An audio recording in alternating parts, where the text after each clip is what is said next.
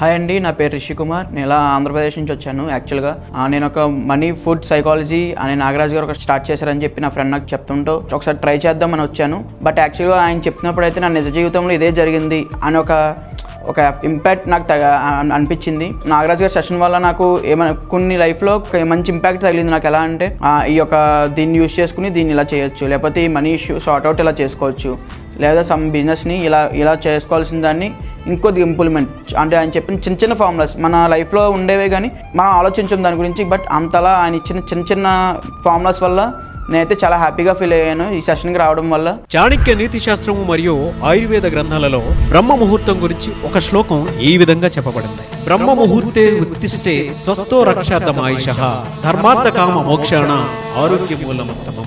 ఈ శ్లోక అర్థ వివరణ ఏ విధంగా చెప్పబడింది అని అంటే, బ్రహ్మ ముహూర్తంలో మనం లేవటం వలన మన ఆరోగ్యాన్ని ఆయుష్ని పెంచుతుంది. మన ఆరోగ్యం ఎప్పుడైతే బాగుంటుందో ధర్మము అర్థము కామము మోక్షము ఎప్పటికీ సాధ్యమవుతూనే ఉంటాయి అని చెప్పబడింది.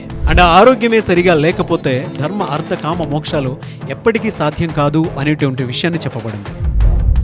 ఈ ఎంటైర్ శ్లోక అర్థ వివరణ ఏ విధంగా ఉంది అనంటే, బ్రహ్మ ముహూర్తం, బ్రహ్మ అనంటే సృష్టికర్త, ముహూర్తము అనంటే శుభ సమయం. ప్రకృతిలో సృష్టి శక్తి వృద్ధి చెందే ఆధ్యాత్మికత పెరిగి మన జీవితంలో ప్రశాంతంగా ఉండేటువంటి సమయాన్ని బ్రహ్మ ముహూర్తంగా చెప్పబడింది. ఇది సుమారు ఉదయం 3:45 నుంచి 5:30 వరకు ఉంటుంది. ఆ సమయంలో ధ్యానం చేసిన, జపం చేసిన, విద్యాభ్యాసం చేసిన, యోగా చేసిన మన జీవితంలో సత్ఫలితాలను ఇస్తోంది. అంతేకాదు ఆ సమయంలో వాతావరణంలో మంచి ఆక్సిజన్ అంది మనకి మంచి ఆరోగ్యాన్ని కూడా ఇస్తుంది. అందుకే ఆ బ్రహ్మ ముహూర్తంలోనే నేను కూడా ఫుడ్ మనీ సైకాలజీ పేరు మీద 5 days క్లాస్ కండక్ట్ చేయబోతున్నాను. ఎవరైనా సరే ఎన్రోల్ చేసుకోవాలి అనుకునేటువంటి వాళ్ళు స్క్రీన్ మీద మీకు కాంటాక్ట్ నెంబర్ కనిపిస్తుంది. దానికి మీరు కాల్ ఆర్ మెసేజ్ వాట్సాప్ చేసి వెంటనే ఎన్రోల్ చేసుకోండి.